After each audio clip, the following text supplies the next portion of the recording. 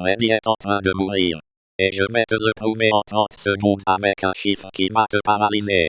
80% des nouveaux posts sur Reddit ne sont plus écrits par des humains. 80%. Tes fils d'actualité que tu scrolls, c'est du contenu généré par des bourgeois. Fini Reddit. Juste, fini. Mais attends, avant de fermer l'app, écoute-moi 2 secondes.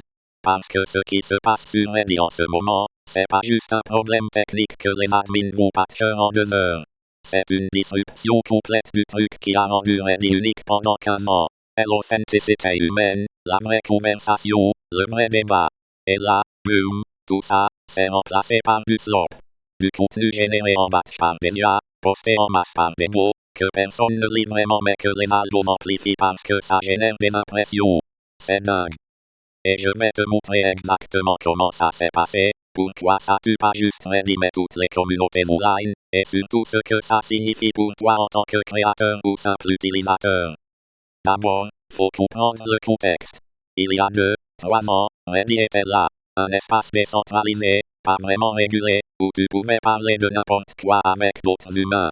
Des mèmes, des conseils de vie, des débats de ouf à 3 heures du matin. C'était chaotique mais authentique. C'était ton pote sur internet qui te donnait un avis sincère, pas un marketing post caché dans une discussion. Voilà ce qu'était Reddit. Mais là où ça devient dingue, c'est que Reddit a décidé de monétiser. Ils vont fermer l'API gratuite, ils vont lancer des publicités partout, ils vont essayer de faire payer les tiers pour accéder aux données. Résultat, des milliers de mots ont été créés pour scraper le contenu, le régénérer avec l'IA, et le republier sur Reddit lui-même pour gagner des points, des upvotes, de la visibilité. C'est une boucle infernale d'autocannibalisation. Reddit se tue elle-même avec son propre contenu généré par IA. Le premier point, c'est l'explosion des mots qui postent du slop à la chaîne. Et je parle pas de petits mots mal faits, je parle d'opérations industrielles. Des mecs qui ont des serveurs qui tournent 24 heures sur 24, qui génèrent 200-300 posts par jour avec Claude ou GPT, et qui les postent en masse sur 200 subreddits différents. Chaque mot a sa propre vie, son propre historique, son propre profil. C'est pas visible, mais si tu fouilles, tu vois les patterns. Les mêmes tournures de phrases, la même structure narrative, la même manière de formater les paragraphes. C'est mathématique. Et les autres utilisateurs, ils le savent. Donc ils se barrent. Le deuxième point, c'est que les vrais utilisateurs se désabonnent. Regarde les stats. Les communautés les plus actives perdent 10-20% de leurs users par mois. Pourquoi rester sur Reddit si ton fil d'actualité, c'est juste du contenu généré par qu'un mec en Inde a posté pour faire du fric? T'as mieux à faire. Tu vas sur Discord, tu vas sur des communautés Discord fermées, tu vas sur des forums privés. Tu vas n'importe où sauf sur Reddit parce que tu sais que c'est devenu un cimetière peuplé par des fantômes numériques. Le troisième point, et c'est le plus fou, c'est que tout ça crée une spirale de la mort. Moins d'utilisateurs réels, ça veut dire moins de contenu authentique. Moins de contenu authentique, ça veut dire plus de mots qui postent du slop. Plus de mots, ça veut dire que tout le monde se barre. Et voilà, t'as tué ton écosystème. C'est pas une théorie, c'est ce qui se passe, là, maintenant, en live sur Reddit. Le site s'effondre sous le poids de sa propre corruption. Et le quatrième point, c'est que Reddit n'est pas seul. Regarde Quora, regarde Medium, regarde même les forums les plus petits. Tous les sites de contenu commencent à être infestés par ce truc.